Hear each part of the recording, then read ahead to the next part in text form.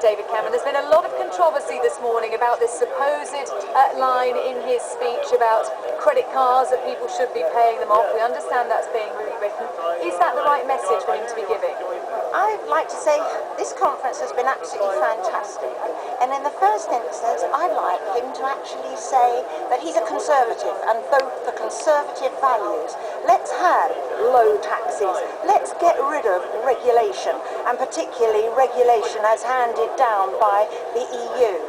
We may be in a conservative liberal pact, but we have to remember we're conservatives, and that's what I stand for, and that's what I represent as a councillor, and that's what I want.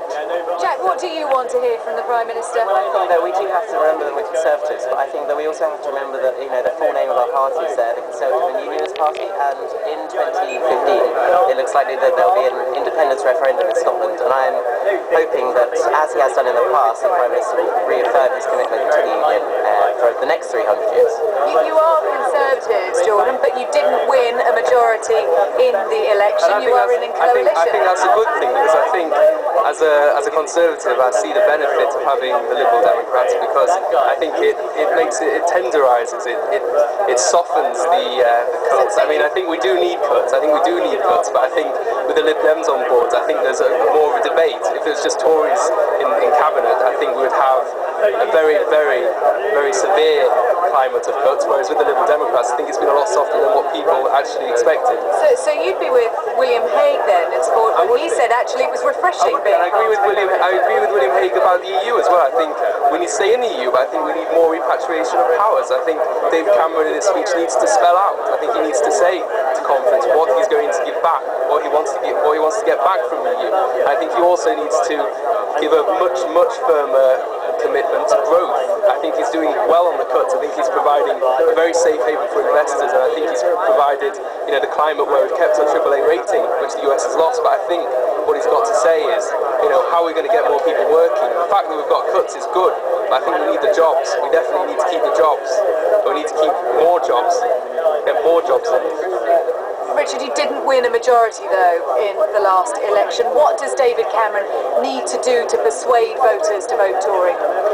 I think that the concept of the big society needs to be more clarified, and I'm very pleased when coming to this conference now that I've approached the social action stand, and we're going to be setting up a social action project in south of Manchester, helping to coordinate it. I think that people are slowly but surely growing to or warming to David Cameron as the Prime Minister. He's getting a lot more support from not even the party, but from across the whole political spectrum. People are really seeing him as a strong, firm leader to lead this country forward. So that's one of the points of his speech, isn't it? He's going to stress leadership and the need for leadership. Do you think he has shown sufficient leadership, particularly on this question of the economy?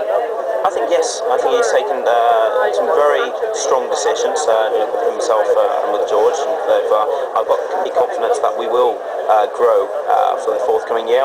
Maybe it'll be slowly, but I think that the measures that have been taken have been very calculated, and I think that yes, some people have lost out, but at the same time I think that it's needed to happen after the last Labour government has left us with nothing and false promises.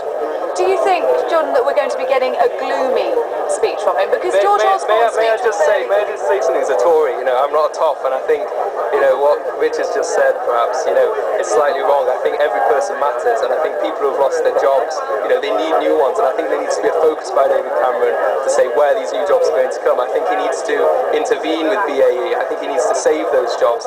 I think it's no use saying we're going to leave some people behind. We don't want a lost generation. We want everybody in work. But for jobs we need growth, don't we? And then there's line about credit cards today. We need growth, definitely. I think Ian Douglas-Smith, for example, is doing a wonderful job with benefits, and I think we need to have more growth. We can't leave people behind. We can't be simply sacking people. The cuts are good, yes, but we need to be making sure people are working at the same time. It's no use having loads of people on benefits. You have to actually provide... Not enough. The message is going across. Where they can get jobs. You have to help small businesses to be able to employ more people. You have to take away the red tape